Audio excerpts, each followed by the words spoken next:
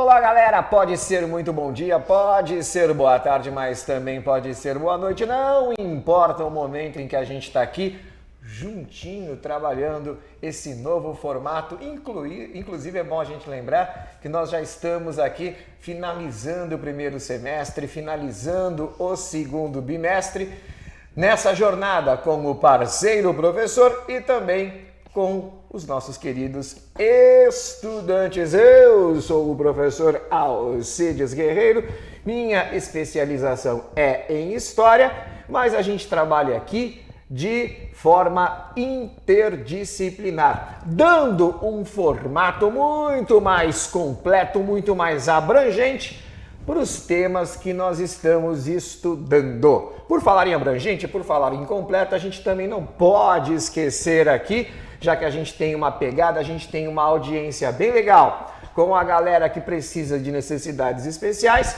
fazermos a descrição visual. Eu sou um homem de 53 anos, estou de barba, óculos, um bonezinho daquele de avô, né? Os ingleses chamam de handicap, tem cara de bonezinho dos operários ingleses do século XIX, para quem de repente está linkado nessa iconografia. E a gente tem aqui a moça de Libras. Você sabe o nome da moça de Libras? Cauene. Cauene! Olha lá, Cauene, dá tchauzinho. Olha que fofes, que bonitinha. Muito bem, por falar em bonitinha, por falar em interdisciplinaridade, por falar na maior professora da galáxia. É uma honra receber aqui Priscila Ortega, seja muito bem-vinda! Olá, pessoal, olá, estudantes, Guerreiro, muito obrigada aí pelo convite, né? Eu acho que toda vez que você falar que é a maior professora da galáxia, eu vou fazer assim, ó. Isso, é a sua identidade visual, a gente Exato. não tem que ter identidade visual. Pois é a galáxia, é a galáxia! Pois é, né? E aí falando, né, nessa questão aí da descrição também, lá vai aí a minha descrição. Eu sou uma mulher aí de 35 anos, já que você começou falando da idade, né? Então eu estou aí com 35 anos, tenho os cabelos claros, olhos claros, a pele clara também, uso óculos. Hoje eu estou vestida com uma blusa branca, com uma listra vermelha, com calça jeans azul e uma bota preta. Muito bem, foi bem detalhada aqui. Isso aí. Né? E não se esqueçam, eu sei que a nossa colega de Libras vai conseguir fazer a transcrição da forma bem bacana, a maior professora da galáxia. Muito Isso bem. aí. Olha lá, ela também fez, ó, vocês viram que bonitinho, ó. Que legal. Olha lá, vamos falar então um pouquinho da habilidade. A gente vai analisar objetos e vestígios da cultura material e imaterial. Lembrando a vocês que cultura material é aquilo que é táctil, né? É aquilo que está documentado de uma forma mais clássica, e imaterial está num campo muito mais das sensações abstratas, de modo a identificar conhecimentos, valores, crenças e práticas que caracterizam a identidade e a diversidade cultural de diferentes sociedades inseridas no tempo e inseridas no espaço. Galera, o objetivo da nossa aula hoje é historicizar, é colocar história aí a partir da análise de uma cultura imaterial relacionada à culinária. E hoje, falando de culinária, a gente vai falar de queijos. Que delícia! De queijos. Né? E não sei se você reparou, a gente sempre grava essas aulas na hora do almoço. Pois é, né? Eu acho isso uma tremenda sacanagem, né? Porque aí eu fico vendo ali as imagens, né? Na aula passada a gente falou de doces, né? Uhum. Então aí atacou a minha lombriga, eu fiquei ali olhando as imagens. Hoje a gente vai falar aí de queijos também, né? Eu já tô até pensando, né? Qual será o queijo que eu vou comer mais tarde? Me falaram que o melhor de todos é o parmesão. Por que será, né? Muito bom. Fica esse dilema aí pra galera. Coloca no LED, olha lá. Gente, quando a gente fala de queijo, a gente está falando de uma tecnologia, por incrível que pareça, de uma técnica. As pessoas muitas vezes associam tecnologia a algo para lá de sofisticado. Não, não, não, não, não. Desde que o homem conseguiu, a partir de fora de seus membros biológicos, produzir e utilizar-se de ferramentas e técnicas para a produção de algo, ele começou a desenvolver a tecnologia. Então, a gente vê a técnica, a gente vê a tecnologia numa vara de pescar, por mais Exato. simples que ela seja, Isso numa mesmo. confecção de roupa, tá? E a gente vai vê-la também na questão da culinária. Aliás, Pri, Vamos lá. eu tenho lido de fontes, principalmente na antropologia, que é uma ciência que estuda a relação do homem com o meio ambiente a partir de questões culturais e até questões biológicas, de que a tecnologia, de fato, é o que nos separa dos outros animais. Sim. Ou seja, eles são muito claros em dizer, os outros animais, não tem essa de o homem é inteligente e os outros animais não. Exato. Os outros animais têm uma inteligência adaptável à sobrevivência deles, eles se viram muito bem com aquilo. Com certeza, né? Ah, mas o homem tem a lógica e os animais não. Ora, quando a gente manda um animal atravessar a rua, ele não vai em zigue-zague. Se a gente coloca comida e ele está com fome, ele vai em linha reta.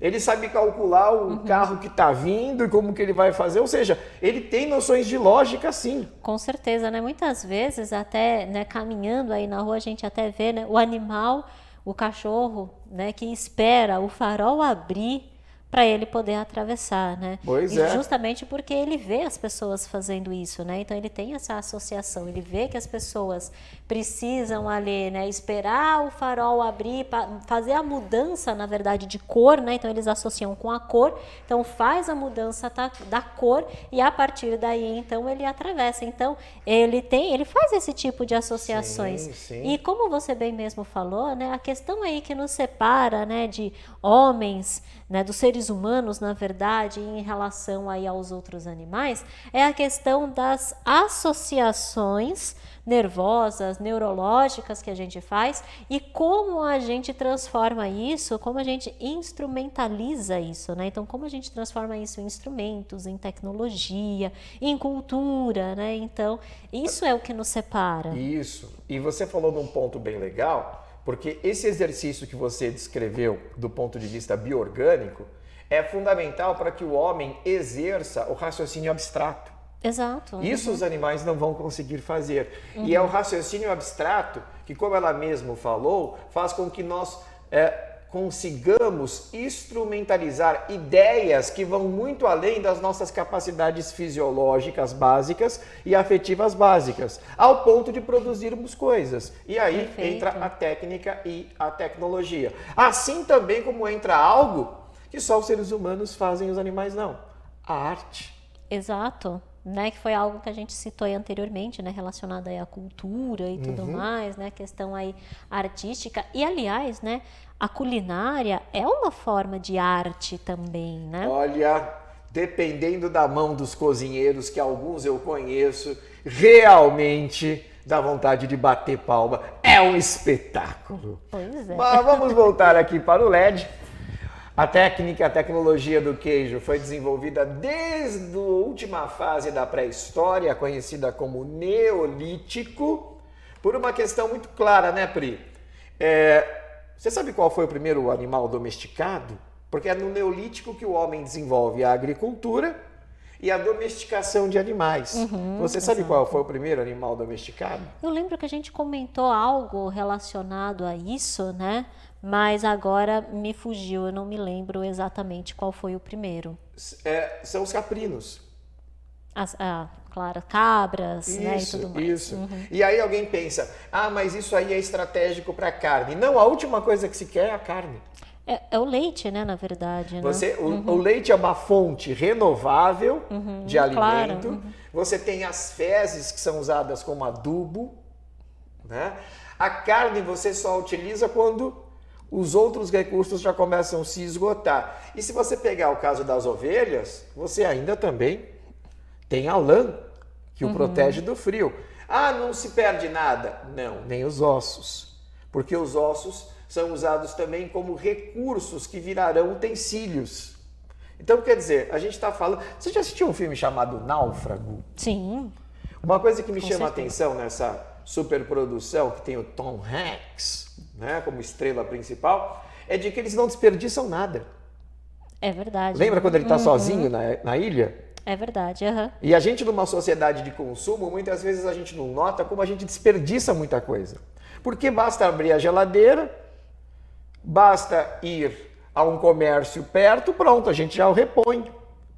Mas nessas sociedades muito antigas, o aproveitamento tem que ser em escala máxima. É claro, você não tem ali nessa questão aí dessa reposição tão rápida, né? E uma coisa interessante que você falou, né, justamente aí a questão do leite, né?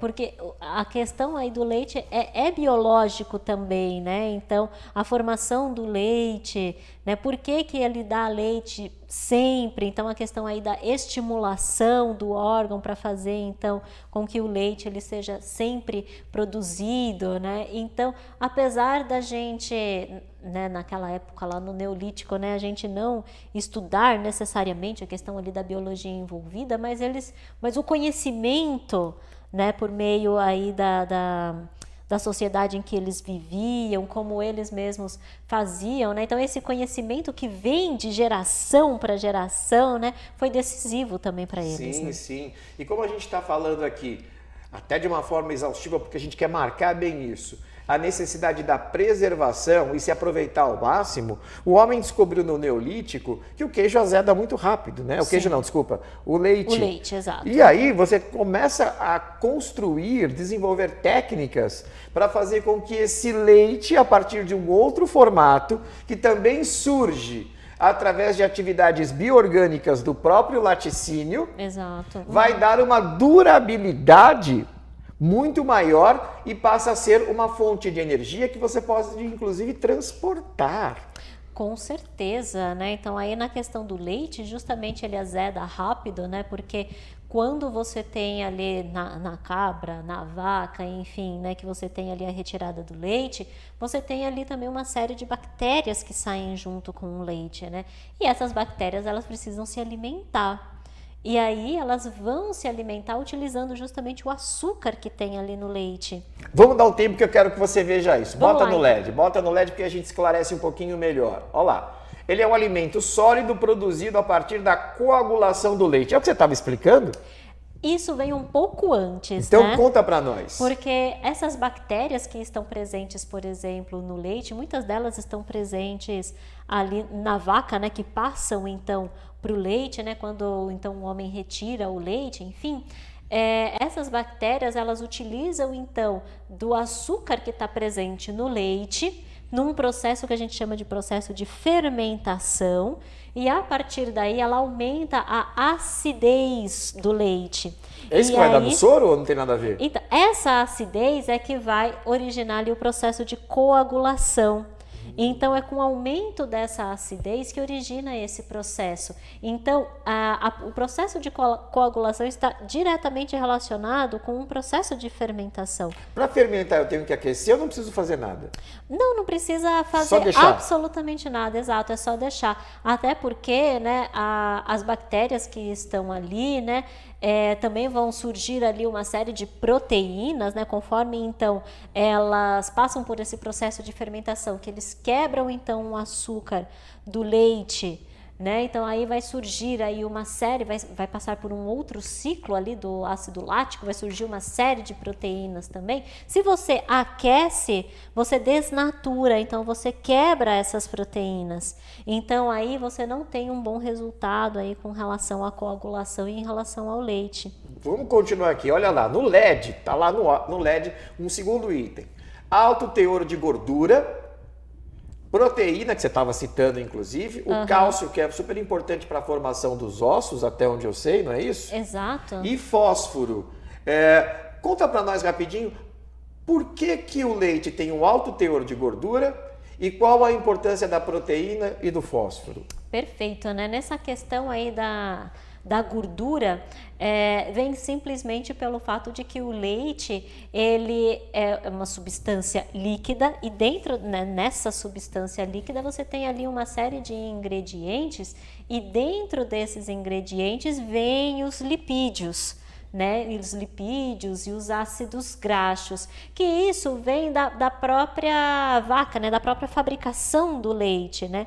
Então, é importante a presença da gordura porque é uma forma de energia. Então, quando a gente tem as crianças, né, com aleitamento materno, né, ou os bezerros ali que recentemente nasceram, eles precisam então desse leite com esse alto teor de gordura, porque essa gordura vai ser então o carro-chefe aí para ele conseguir obter energia. Além disso, a gordura também vai ser armazenada e essa gordura armazenada faz com que o indivíduo cresça. A proteína também ajuda nessa questão muscular. Com né? certeza, a proteína também vai ajudar, como você bem mesmo citou, na questão muscular, assim como o cálcio também auxilia muito na questão muscular, porque o cálcio ele é um íon que está diretamente relacionado com a questão aí da contração muscular e da movimentação dos músculos. Então, por isso, e da constituição óssea, como você bem relembrou, né, nesse caso. Então, o cálcio, o fósforo também, ele vai estar muito presente na remodelagem e na reconstituição dos ossos. Então, por isso, ele é tão importante para a nossa alimentação. E por isso que muitas vezes, né, quando a pessoa tem osteoporose, o que a pessoa fala? Ah, vamos tomar leite, vamos ingerir mais iogurte, laticínios, queijo, justamente por causa aí, olha, do cálcio e do fósforo, que são importantes na remodelagem óssea. Bacana. O próximo item que você estava falando, que é a acidificação, que você citou aqui, e a tal da cultura bacteriana. Quando a gente fala de bactéria, parece que bactéria é sempre coisa malvada. Exato. Mas tem muita bactéria do bem. Inclusive tem certeza. muita bactéria que é fundamental num processo de beneficiamento culinário, não é isso? Sim, né? E nesse caso do leite, né, e para a formação aí do queijo, né, para transformar aí o leite em queijo, as bactérias são essenciais, porque nesse processo aí de formação você precisa justamente dessas bactérias que quebram aí o açúcar que está presente no leite para acidificar o meio, né, que a gente diz aí então que reduz o pH e então torna o ambiente mais ácido. E então, acidificando o meio, eu consigo todos aqueles processos que você citou anteriormente, que é o processo de coagulação, porque conforme você acidifica, ele vai formar pequenos grumos, né, juntamente ali com as proteínas, e esses pequenos grumos, que são os coágulos, vai passar aí por todo o outro processo lá de pasteurização, né, para quem, né, vai partir aí para um processo mais mecânico também, né? Lembrando que a pasteurização é uma tecnologia do século XIX, demorou muito tempo entre o Neolítico até o Louis Pasteur, daí o nome pasteurização, desenvolver essa técnica e muitos o consideram aí o pai da microbiologia, inclusive. Exato, porque com a pasteurização você reduz, né, essa quantidade aí justamente de bactérias que vem no leite. Então, muitas vezes, né, com o processo de pasteurização, depois que as bactérias fizeram lá aquele primeiro processo de fermentação e acidificação, você reduz, né, a quantidade ali de bactérias, então passa por um processo de pasteurização justamente para que essas bactérias não continuem atuando e aí então estragando com mais rapidez também o queijo, né, nesse caso. A durabilidade que a gente está vendo aqui no LED, ela se dá por quê? Por causa do sal? Sim, muitas vezes sim, por causa do sal, porque você adiciona o sal para você retirar também o soro. Então, os queijos, que são aqueles queijos mais consistentes, exato, os curados. Por isso que eu falei do parmesão. Exato. Parmesão é um queijo, né? Os parmesãos, quanto mais curado, mais nobre e mais caro eles são. Exato, né? E mais sal, né, também, né? Então, aí, por isso, você tira aquela aguinha, né, que a gente chama, aquele queijo que tá cheio de água, aquela água é o soro, né? Então, eles utilizam o sal para desidratar. e para retirar o soro. E a retirada do soro, se você desidrata, você tira a água. E quando se tem água, ali é um carro aberto, Para né? bactérias proliferarem. Exato, Tudo isso, né? e para milhões aí de reações químicas acontecerem. Então, quanto mais desidratado, maior aí o tempo de duração. Isso. E a gente estava falando de alguns queijos um pouco mais sofisticados. Depois de desidratado, há também o processo de maturação, que é o amadurecimento. Você vai deixá-lo ali, descansando, e isso também envolve um lento processo, onde ele vai ganhando novas estruturas, etc. E com isso também ampliando a sua durabilidade. Vamos falar de outra coisa aqui. A gente vai continuar falando de queijo, mas a gente começa a fazer uma abordagem histórica. Pri, lê para nós o que está em azulzinho ali. Ali, olha, né, do 16 ao 17, economia do engenho. Olha A só. gente não pode esquecer, olha que curioso, o gado foi trazido, a pecuária, né, foi trazida aqui para o Brasil já na metade do século XVI, quando Salvador é fundada como capital do governo geral do Império Português aqui no Brasil, São Salvador da Baía de Todos os Santos. Mas o gado que trouxeram para cá, Pri, não foi nem para alimentação e nem para a questão dos laticínios. Bom, eu imagino que tenha sido para o arado, né? Olha para que foi. Como assim? Negligência com um potencial produtivo. Isso. Ninguém se interessou em produzir queijo a partir dele. Olha só, né? Que coisa. Então, para que ele serviu? Ele serviu apenas para movimentar as moendas. Sabe, os grandes processos de moagem da cana? Era para isso. Só que esse gado ele começou a ser criado livremente e se espalhou pelo sertão, dando origem, inclusive, a uma profissão que não poderia ser colocado para a pessoa escravizada, que é o vaqueiro. Olha, porque eu imaginava, na verdade, né, que o gado ele teria sido introduzido mesmo mais para os processos aí de laticínios e que ele teria sido introduzido primeiro lá em Minas Gerais, por exemplo. Não. Inclusive, agora eu vou linkar algo que na tua memória vai ficar mais claro. Você já percebeu que quando a gente fala dos cangaceiros, da galera do sertão, há muita roupa de couro? Sim. É essa tradição que a gente está puxando. É a tradição dos vaqueiros desde a época colonial. E eles desenvolvem, mas de uma forma quase que primitiva, até, né, muito rústica, melhor dizendo, uma tecnologia que era para conservar a carne, porque dava dó aquele gado todo, muito bom, né? Que era salgar a chamada carne de sol, o jabá, que no Rio Grande do Sul, quando se desenvolver, eles vão chamar de charque. Mas é importante a gente dizer que por muito tempo, na época colonial brasileira, foi desprezado aí o potencial da produção de queijo. Lê para nós agora. Aí no século XVIII, Minas Gerais, Sociedade do Ouro. Agora sim! Aí sim, né? Vai se introduzir uma pecuária leiteira. E por quê? Porque a Sociedade do Ouro, ao contrário da Sociedade do Engenho, é uma sociedade mais urbanizada. Vou te fazer uma pergunta simples, Pri. É fácil contrabandear cana-de-açúcar? Então, olha, eu imagino que a cana em si não, ela é muito grande.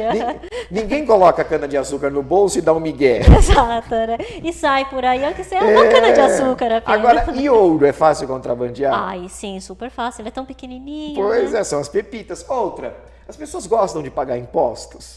Não. Também não. O que significa? Por que você está falando tudo isso, professor? Porque o Império Português teve que centralizar e controlar muito de perto a sua sociedade. Isso impõe que se desenvolvam aqui núcleos de quartéis, toda uma estrutura institucional e jurídica para cuidar dessa riqueza, funcionários públicos. E se tem esse pessoal, eles vão precisar de gente que faça roupa, de gente que faça móveis. Começa a se desenvolver uma sociedade né, mais sofisticada do ponto de vista produtivo e urbana. Só que essa sociedade precisa comer. Exato. Né? E a gente está falando de uma época que não tem geladeira, que os alimentos estragam. E é nesse contexto que uma pecuária leiteira é introduzida nas Minas Gerais, criando uma tradição que a gente conhece até hoje, que é o queijo mineiro. A gente fala de queijo aqui no Brasil, a gente logo lembra... lembra de Minas Gerais, com pão certeza. de queijo, tem todo aí uma culinária. É tudo que tenha queijo, né? Então... E para quem não sabe, eu vou dar um spoiler, eu ia falar isso mais no final da aula, mas estou falando agora. Os queijos produzidos em Minas Gerais hoje, eles ganham prêmios internacionais o tempo todo. Inclusive na Itália e na França, que são os países que têm aí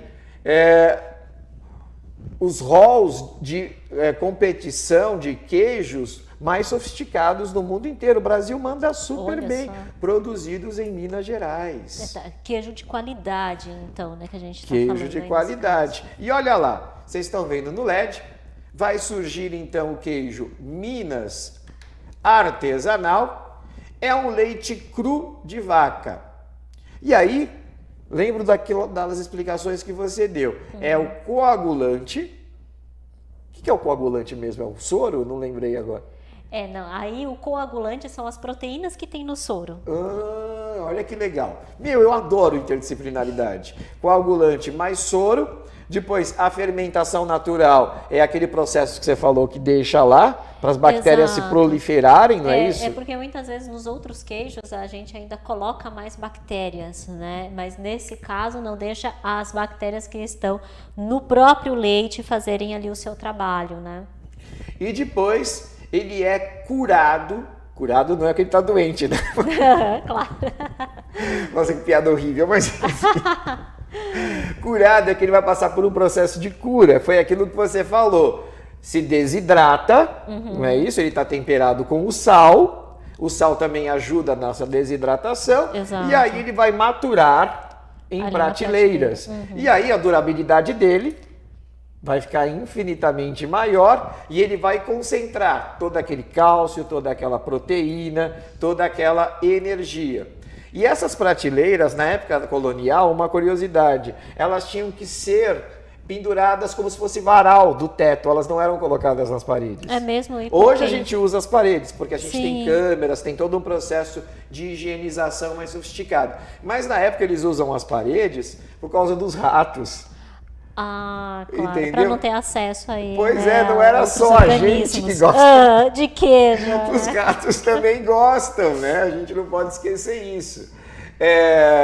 Quando a gente fala de culinária, a gente está falando de confecção de alimentos a partir de ingredientes, a gente está falando de uma produção que envolve preparo, que é artesanal ou industrial, relembrando alguns toques que eu dei na aula passada. Tem a ver com técnica, com segredo, com utensílio, com geração de renda, tem a ver principalmente com a identidade nacional de uma cultura, de um povo e seus regionalismos. A gente tem aqui camadas que vão da tradição à constante alteração, mostrando que isso também está em movimento e também tem muito a ver com festa típica. Quantas festas típicas a gente tem a partir dos alimentos? Verdade, né? Não é isso? Temos bastante aí. Tem festa da uva, tem festa disso, tem festa morango, do morango, né? Do chocolate. Ai, meu Deus, a gente não almoçou ainda. Para terminar a aula, só tira uma dúvida aqui minha e da galera. Vamos lá. Por que tem pessoas que têm muita dificuldade em comer queijo?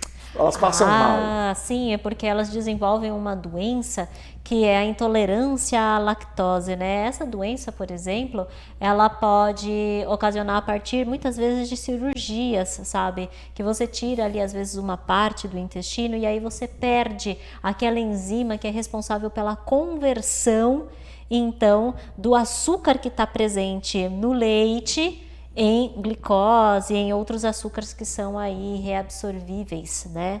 Que a gente consegue absorver no nosso organismo. Mas até onde eu sei, me corrija se eu estiver errado. Quem tem esse problema, por exemplo, pode tomar um remedinho que substitui, que faz essa função quimicamente, não é isso? Exato, com certeza, né? Então, quem tem aí intolerância, muitos deles utilizam desses medicamentos, né? Que gostam aí de queijo, né? E que não conseguem viver sem, utilizam aí desses medicamentos para fazer a ação da enzima. Então, quando você come algo que tem, né, queijo ou derivado, a substância ali presente no remédio vai fazer a ação da enzima, fazendo essa conversão, então, e quebrando o açúcar que tem ali no leite. Muito bacana. Chegamos ao fim aqui. Pri, dá o seu tchau pra galera. Guerreiro, muito obrigada aí pelo convite. Pessoal, agradeço aí imensamente, né? Vocês aí que estão nos assistindo, muito obrigado. E a gente se encontra numa próxima oportunidade. Eu sou suspeito para falar dessa aula porque meu sobrenome é Parmesan. Pois É exatamente o nome do queijo mesmo, quando a gente pega a etimologia italiana. Eu queria agradecer a todos pela audiência, a gente se vê logo logo. Tchau, gente. Tudo de bom.